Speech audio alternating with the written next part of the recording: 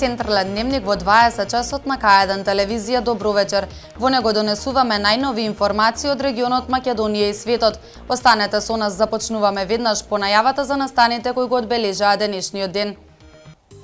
Епархијата по Вардарска ги чека резултатите од истражувањата кои во црквата посветена на Мајката Божија ги правеше Заводот за заштита на спомениците. Технолошко-техничкиот факултет во Велес ги представи наставните програми пред матурантите. Арбитражната комисија ги усвои жалбите на работнички Куманово.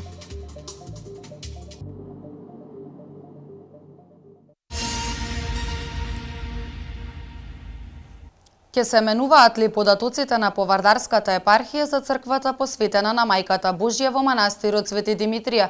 Неодамна Заводот за заштита на културно-историски споменици ги заврши истражувањата. Македонската православна црква чека официјален допис за потеклото на оваа црква. Заводот за заштита на културно-историски споменици неодамна ги заврши истражувањата во црквата посветена на Мајката Божија во манастирот Свети Димитрија. Сиромашни се податоците кои Повардарската епархија ги има за оваа црква.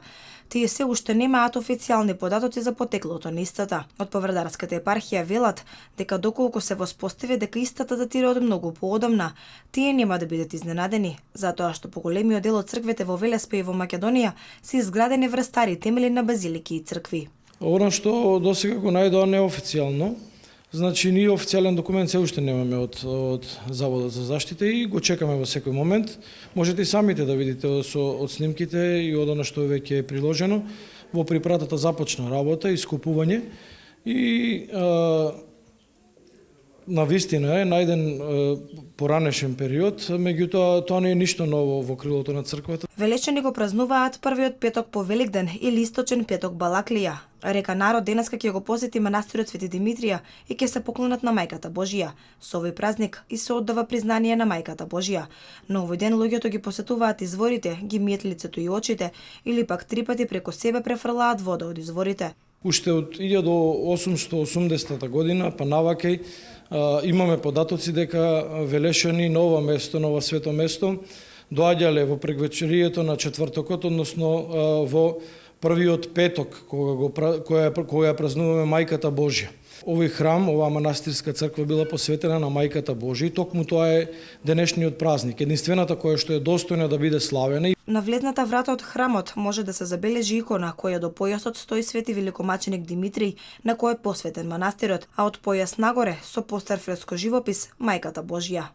Овој храм бил посветен на Мајката Божја пред да биде откриен во поново време од Велешани и кога бил закопан за да се зачува колку толку од бомбардирањето кое што било од соседната страна на реката Вардар. Долго време овој манастир бил затрупан, повторно бил откопан во 30-тите години на 19-тиот век од повеќе видни Велешани, зашто стои спомен плоча во манастирот. За неговата затрупаност сведочат во своите написи Јордан Хаџи Константинов Джинот и Евлија Челебија. Според народните кажувања, се смета дека манастирот бил затрупан поради доаѓањето на турците.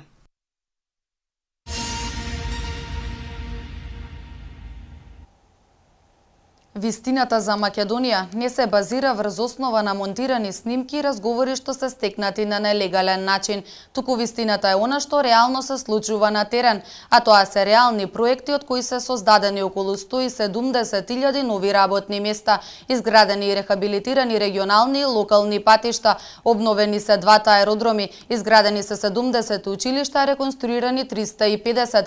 Ова вчера вечер на трибината на ВМРО ДПМН во Свети Николе го посочија вице-премиерот Владимир Пешевски и министерката за внатрешни работи Гордана Јанкуловска. Целта на ваквите директни средби од владеачката партија велат дека е директна информација на граѓаните за најновите мерки кои ги спроведува владата, но и за се она што се случува во државата. Затоа задржете си ја смиреноста, задржете си ја разумноста, бидејќи нема причина поради ова што се прави да бидете загрижени дека нешто ќе се случува со државата. Сега конечно неколку збора и за самата опозиција. Значи, лидерот проект тие го нарекуваат вистината за Македонија. Вистината, прво, никој не може да монополизира и второ, секој од нас е доволно разумен сам да се донесе одлука што е вистина и што е битно за да го криете вистинскиот пешек. Ние со СДСМ очигледно е дека нудиме два различни концепти и два различни погледи на тоа како треба да се води една држава.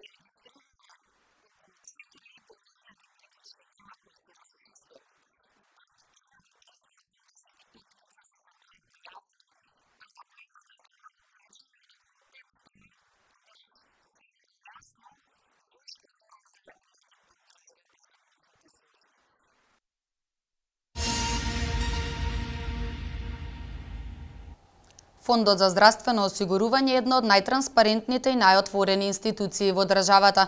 Осигурениците никогаш не биле информирани како сега. На веб страната на фондот се објавени сите информации, промени и проекти. Отворените денови на Фондот за здравствено осигурување се корисни, затоа што преку нив се добиваат директни забелешки и предлози од граѓаните. Овој проект го спроведуваме во оваа година во текот на месец април, мај и јуни, иако ние сме отворени и секој ден. Нашите канцеларии, нашите простории на Фондот за здравствено осигурување за сите осигуреници се отворени секој ден. Секој ден можат, освен за решавање на своите права и обврски, да дојдат и да дадат идеја за решавање на одредени состојби. До сега се покажале како доста ефикасни овие отворени денови, затоа што на нив примаме навистина сериозни предлози, иницијативи од страна на граѓаните кои што ние во наредниот период ги имплементираме. Можам да кажам одредени состојби кои што се успешно реализирани и решени.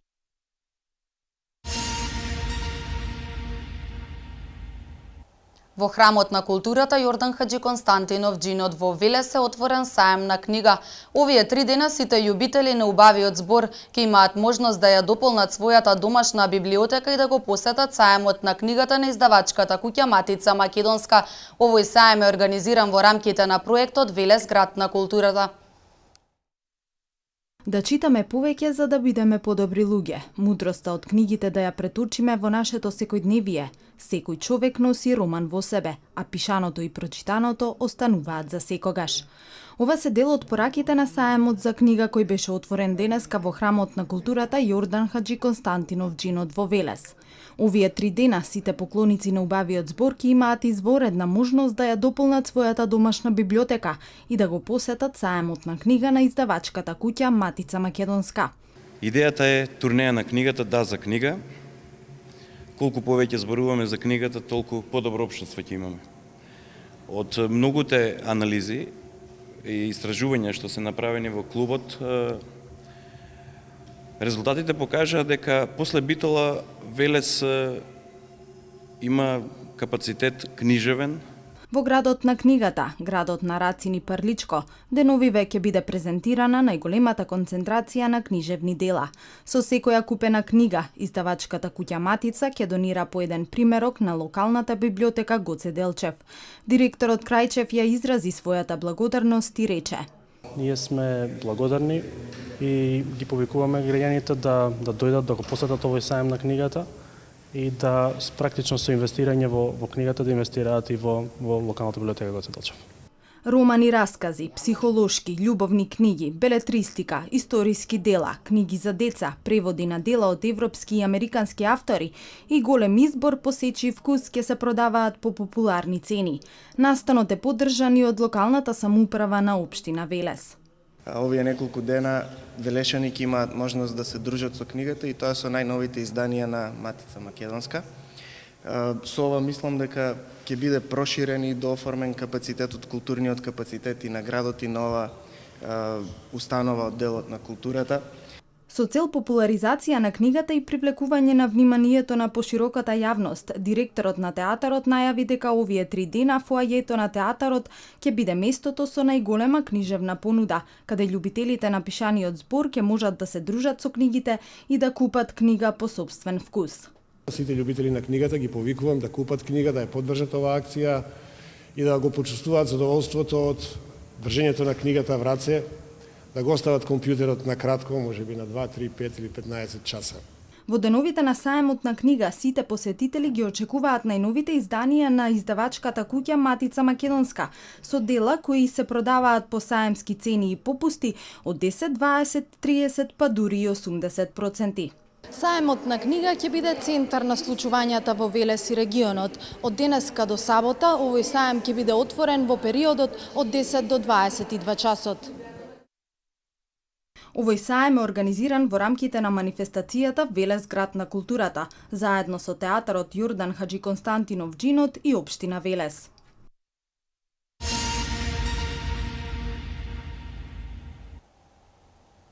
Технолошко-техничкиот факултет во Велес одржа отворен ден за матурантите. Беа презентирани студиските програми прехранбена технологија и биотехнологија и нутриционизам. Во вториот циклус на студии активни се програмите за управување со квалитет и безбедност со храна и нутриционизам. Од факултетот очекуваат 100 нови студенти во идната академска година. На отворен ден, Технолошко-техничкиот факултет во Велес им ги презентираше студиските програми на матурантите. На факултетот активни се 2 студиски програми, и тоа прехранбена технологија и биотехнологија и нутриционизам. По завршување на додипломските студии, студентите добиваат диплома со звање инженер-технолог. Мојот апел до матурантите, односно идните студенти, е да изберат технички науки. Еден од тие, факултети го имате еве во градот Велес. Нутриционизмот, како што спомна и колегата, е единствен факултет во земјата. Припаѓа во технолошко-технички науки, така да тоа е многу убав позив, добар позив, перспективен позив за идните студенти кои што со сигурност ќе најдат и работа во нашата земја. Тие кадри насекаде се добро евалуирани. Во вториот циклус на студии активни се програмите за управување со квалитет и безбедност со храна и нутриционизам. Овие студии се достапни во време трајање од 1 или 2 години. Факултетот во Велес нуди лаборатории за научно-истражувачка работа, каде студентите ја вршат практичната работа. Од мој сопствен пример ќе кажам дека техничките науки се признаени насекаде во светот и просперитетот и иднината е во токму ваквите науки. Во текот на месецот се очекува и официјалниот конкурс за упис на студенти. Од факултетот очекуваат 100 нови студенти во седиштето во Велес, но се очекува и интерес за дисперзираните студии по нутриционизам во Кичево и Битола.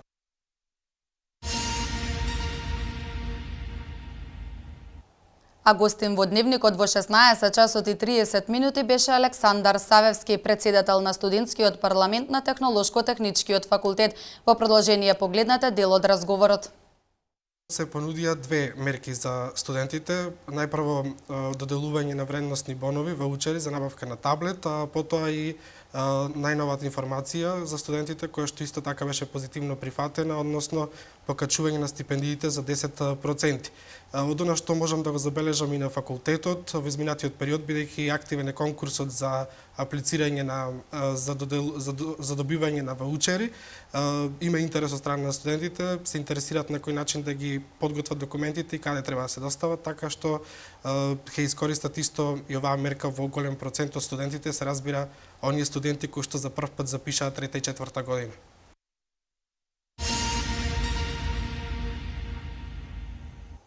Општинскиот совет за безбедност на сообраќајот на патиштата во Велес го одржа општинскиот надпревар детски семафор во дворот на основното училиште Васил Главинов. 4 екипи од општинските училишта се надпреваруваа во вешто возење на велосипед. Најдобрата екипа ќе ја представува општината на регионалниот надпревар кој на 16 мај ќе се одржи во Велес. Значи вештината на возењето на велосипедот е предпознатлива за овие генерации на ученици. Се одбираат сите деца кои не само возат вешто велосипед, тренираат пред време, а и така ги учат и тестовите кои им се битни во добивањето на резултатите. Да, значи оваа година регионалниот надпревар на 16 мај ќе се одржи во Велес, во централното градско подрачје. Ќе биде збогатен со културно-уметничка програма. Ќе настапуваат екипи од околните општини од регионот, тоа се Каварци, Неготино и Димиркапија.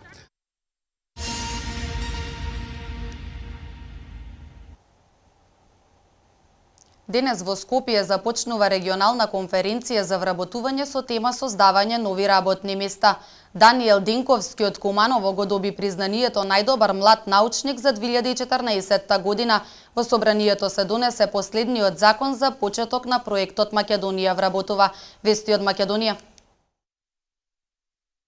Дводневната регионална конференција за вработување започнува денеска во Скопје со тема создавање работни места за поттикнување на еднаквост и просперитет. Најавено е учество на стотина креатори на политики и експерти од Југоисточна Европа и Турција.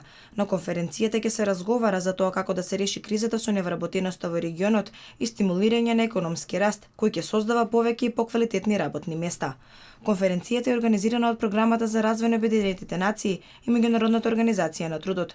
На конференцијата ќе бидат представени успешни примери за политики и програми за промовирање на претприемништвото, како едно од решенијата за висока стапка на невработеност кај младите, прилагодување на програмите за развој на вештините со побарувачка на пазарот на трудот, поттикнување на одржливи и зелени компании, како и политики кои имаат за цел да го отворат пазарот за најтешко вработливите групи на граѓани. Последното законско решение на проектот Македонија вработува е донесено во Собранието на Република Македонија. Истиот ќе започне да се реализираат за 10 дена. Со овој проект се овозможуваат поволности за невработените лица и за приватните компании, а ќе стапи на сила по објавувањето во службен весник. Министерот за труд и социјална политика Диме Спасов во образложението на измените и дополнувањата за пензиско и инвалидско осигурување вели дека со последниот пакет на проектот ќе се опфатат 150.000 лица кои ги исполнуваат условите и би можеле побрзо да најдат работа. Проектот создава можности за голем број граѓани кои во моментов се помалку конкурентни на пазарот на труд и имаат помалку можности да стигнат до работа или поради транзицијата останале без работа до ден денес. Повозрастни лица ќе добијат можности да најдат работа во приватните компании, кои како никогаш досега имаат значително намалени трошоци за ангажирање работници. Даниел Денковски од Куманово, магистар по електротехнички и информатички технологии, е најдобар млад научник за 2014 година. Признание за врвни научни достигнувања кое го доделува председателот на државата Ѓорги Иванов. Иванов во секој поглед ја поддржува науката, токму тоа беше и поттик за да го започне проектот најдобар млад научник.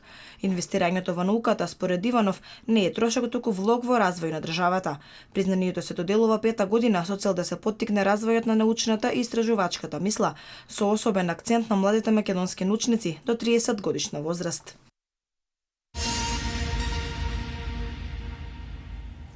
Минимална плата од $15 на час бараат илјадници луѓе со протести во Њујорк. Фондацијата на семејството Клинтон ограничува странски донации. Во продолжение останатите вести од светот.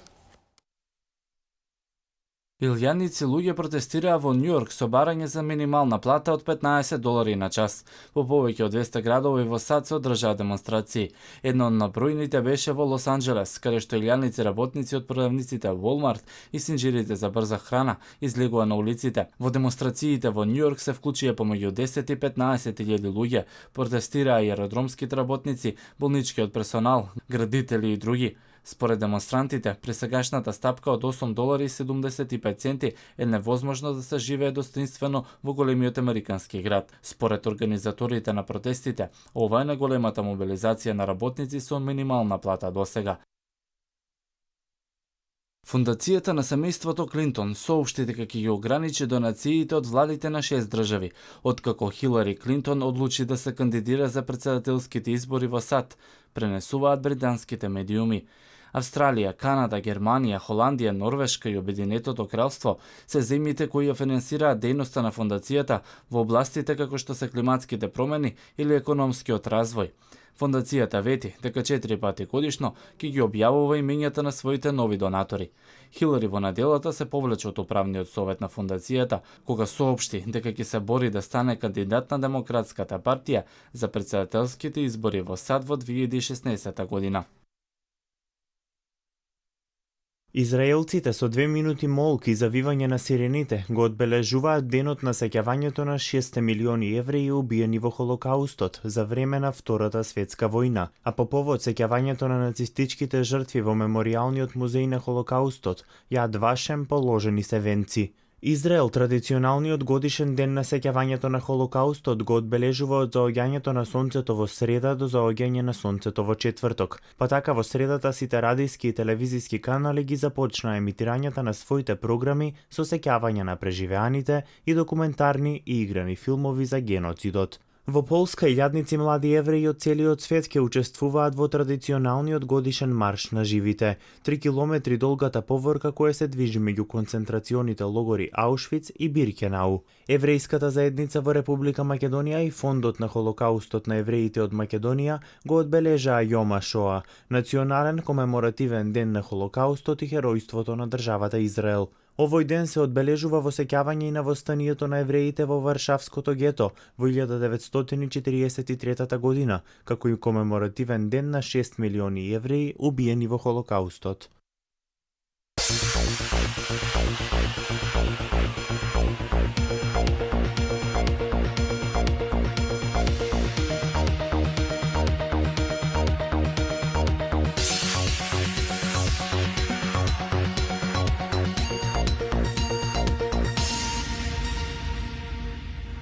Арбитражната комисија ги усвои жалбите на Работнички и Куманово. Работнички е првиот финалист во Купот на Македонија. Македонската кошаркарска федерација ќе добие нов претседател. Стојан Честоилов, играч на колото, вести од домашниот спорт.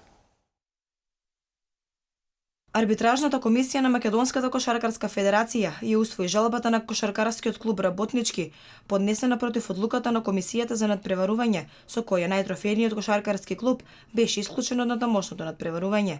Симнат во понизок ранг на надпреварување, а надпреварот со КГ Карпаш Соколи беше регистриран со службена победа за гостинот. Арбитражната комисија на МКФ ја укина одлуката и предметот го врати на повторно постапување во комисијата за надпреварување при МКФ, при тоа таа да ги има предвид сите позитивни прописи на актите на Македонската кошаркарска федерација, датумот на закажаната Суперлига, потребните документи за стекнување на правото во истата и сите други фактори и околности. Воедно, арбитражната комисија смета дека основа за жалба на КК Работнички е основан од причини што статусот на КК Карпаш Соколи 2000 и неговото право на настап во Суперлигата се спорни. Исто така арбитражната комисија ги усвои жалбите на КК Куманово, кои неодиграните мечеви со Карпаш Соколи и Кожов ги загубија службено.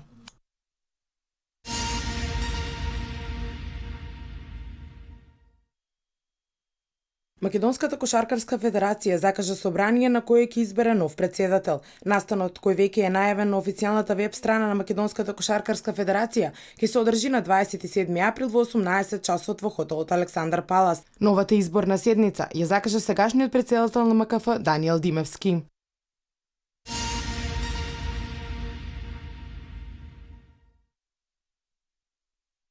Екипата на Работнички е првиот финалист во годинешниот Куп на Македонија, откако на домашната реванш полуфинална пресметка на гостувањето против Ренова во Тетово одигра без победник 1:1.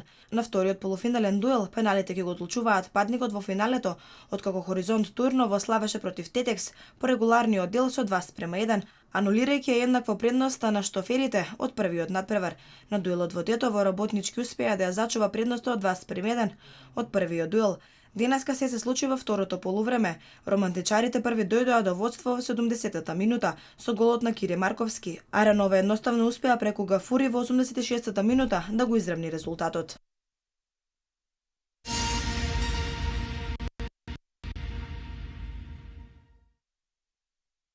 Пикерот на ракометниот клуб Вардар Стојанче Стоилов е прогласен за играч на колото во четвртфиналните пресметки. Тој на мечот против Келце во салата Јане Сандански покажа одлични перформанси во битката со противничките дефанзивци и постигна 4 голови. Неговиот учинок против Келце му донесе место во идеалниот тим на четвртфиналето во Лигата на шампиони, а еве сега е прогласен и за играч на колото.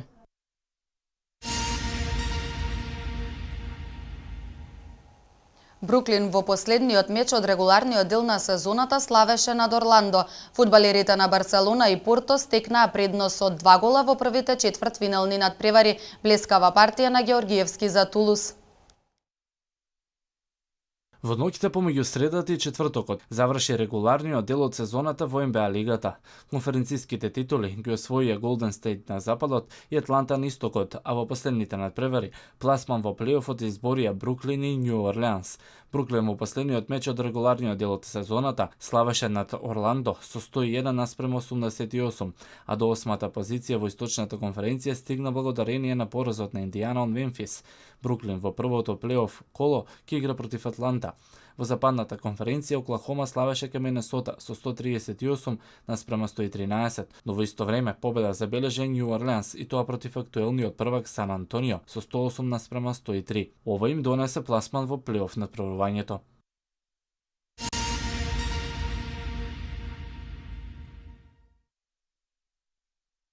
Фудбалерите на Барселона и Порто стекнаа предност од 2 гола во првите четвртфинални надпревари над ПСЖ, односно Баерн. Барса славеше во Париз со 3:1, а со истиот резултат Порто го совлада Баерн. На паркот на принцовите блескаше Луис Суарес, кој постигна 2 гола во 67-та и 79-та минута. Претходно Барселона стигна до водство преку Неймар во 18-та минута. Почесниот гол за ПСЖ беше дел на дефанзивецот на Барселона Метие. Порто оваа сезона се уште нема пораз во Лигата на шампионите. Во првиот четвртфинален меч португалскиот тим славеше над фаворизираниот Баерн со 3:1. Двоен стрелец беше Кварежма во четвртата минута од пенал и 6 минути подоцна кога ја казни грешката на Данте. До крајот на полувремето Тиаго Алкантара постигна гол за Баерн, а конечниот резултат го постигна Джексон Мартинес во 65-та минута.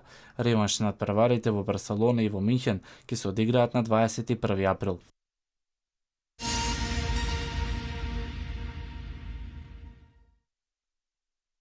Македонскиот репрезентативец Гоце Георгиевски го одигра својот најдобар надпревар за Тулуз во француското првенство. Тој многу брзо се адаптираше во новиот клуб. Тргна со 2 гола против Сесон Рен, потоа беше перфектен против Данкерн, за да блесне против Сен Рафаел и постигне 7 гола од 8 шута, со ефект од 87,5%. Македонскиот крилен играч беше најефикасен на средбата, заедно со играчите од противната страна, а били и Дипанда, но за жал неговиот Тулус загуби на домашен терен со 27:28 со гол во завршните моменти од средбата.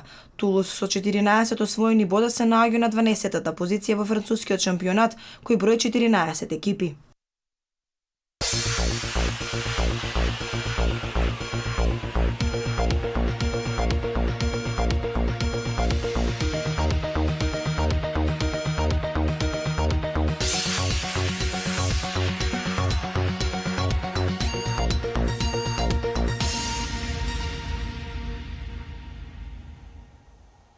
Денеска имавме сончево и топло време во сите општини од Вардарскиот регион. Најтопло беше во Кавадарци, Демиркапи и Неготино со 24 степени, 22 во Велес и 21 степен во Свети Николе. И утре не очекува слично време со максимални температури до 26 степени.